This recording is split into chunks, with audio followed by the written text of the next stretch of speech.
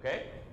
Do any of you guys have any questions about the music or about anything that I've said today, or about just the band? We're actually going to talk about how to help your instrumentalists practice when they're not with the band. Of course, they should be practicing before they get to rehearsal, but we're going to get into that in a little while. But just I want to address any questions that you may have for me or for Maestro Jenkins, for the members of the ensemble. No? Great. Can we have maybe a performance from the beginning to end, and then we're going to have actually a demonstration on smart music and how that can be applied to the learning process to make it more efficient and, for a lot of people, simply a lot more fun. So please stick around for that. But I think we'll read this down one more time, hopefully now with a better understanding of the moods that the piece goes through and how they get to that point. And then we'll go into the presentation of smart music with our special guests here tonight.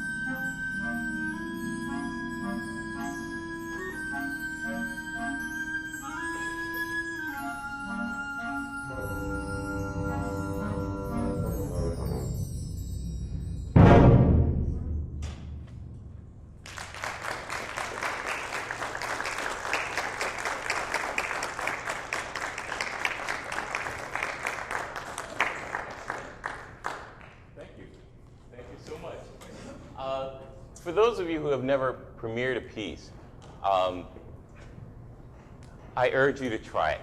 Even if it's not a big piece, even if it's just using a quartet from your ensemble, even if you're just commissioning it from a local college student and you can't afford to pay them any money, there's a certain amount of pride that comes with sort of giving birth to a new piece, especially if you encourage your colleagues to also play that piece and the piece goes on to have a life of its own. This piece is in the Smart Music library, and other bands will play it. And when these students are older and have kids of their own coming through school, whoever's conducting the band, we're going to be looking for support from parents, of course, to help the band out. And these players may not remember all the music that they played, but they'll remember, yeah, we premiered a piece. And certainly if that piece is still being played, it's even more pride for them to say, we premiered that piece. It's a great inspiration for people who don't even become professional musicians, especially for people who don't become professional musicians once they leave high school, to say, I did something that no one else did before me. Not only does it give them a sense of pride, but when you go to ask for support for other things from your administrators and from the people who handle the purse strings, you can say, this is what we're doing. We're the arts part of your school, and we're bringing in new art to the community, and not just the local community, but the national and international community. So I urge you to find a composer. It doesn't have to be a Pulitzer Prize winning composer, and it doesn't have to cost you a lot of money or even any money.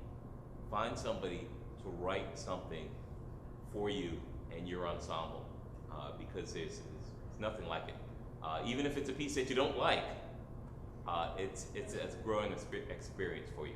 So I urge you to do that. I'd like to one more time thank the sponsors, because without them, this wouldn't happen. And music has had sponsors ever since the king of Bavaria was hiring Wagner to write operas. But Best in Instruments, Capital Music, DF Music, Woodwind Brasswind, of course, I think they're rebroadcasting this as well as being on banddirector.com.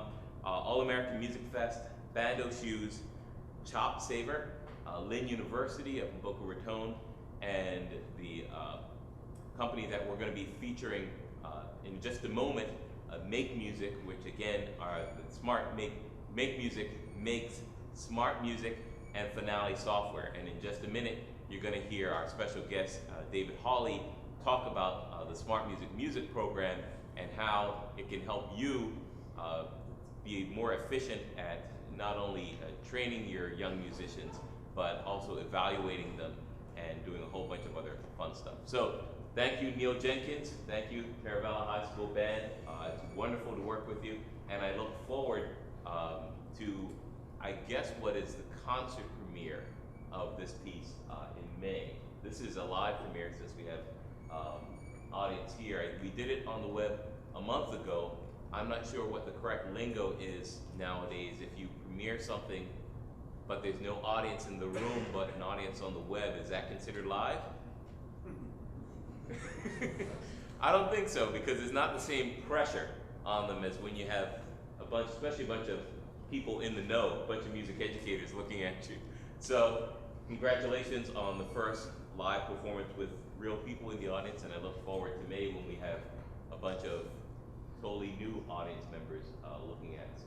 So please stick around. Those of you on the web, please stick around. We're going to hear some wonderful information on smart music software. Thank you again. Thank you. You have a bit of a question just yes. before you finish.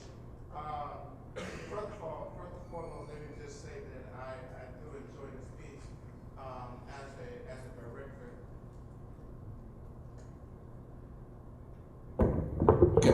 Oh, here we go. First and foremost, let me just thank you and just say that I enjoy this piece as a director and as one that studies different scores of music.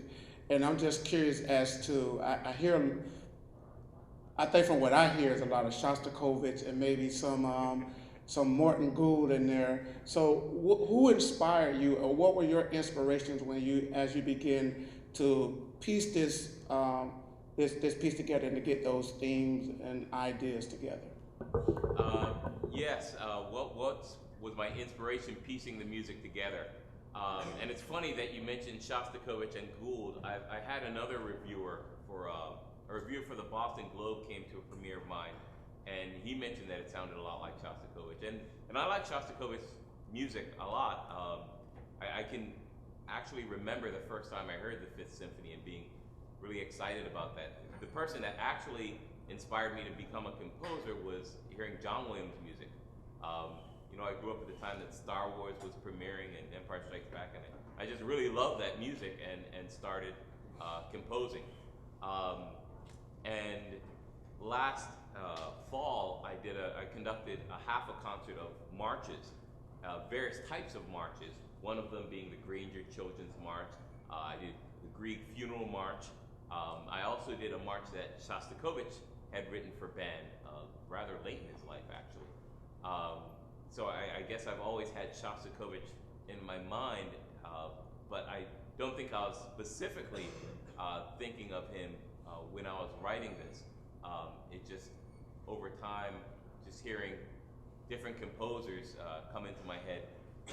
I've been trying to plan a program I conduct a wind ensemble at Lynn University up in Boca Raton, Florida. And we just did a concert of Bach, the whole Art of Fugue, actually. And next year I'm planning for the concert, and I want to do a concert of symphonies. And so for the past few months I've been researching, well, what are the great symphonies for band, for wind ensemble?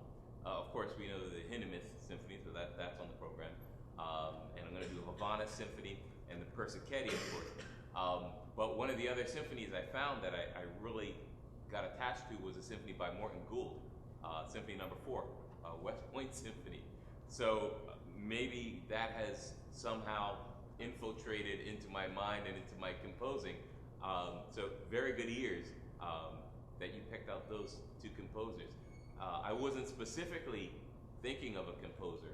I was, I guess, trying to combine a lightness of character with sort of the ominous mood that a young child can get into.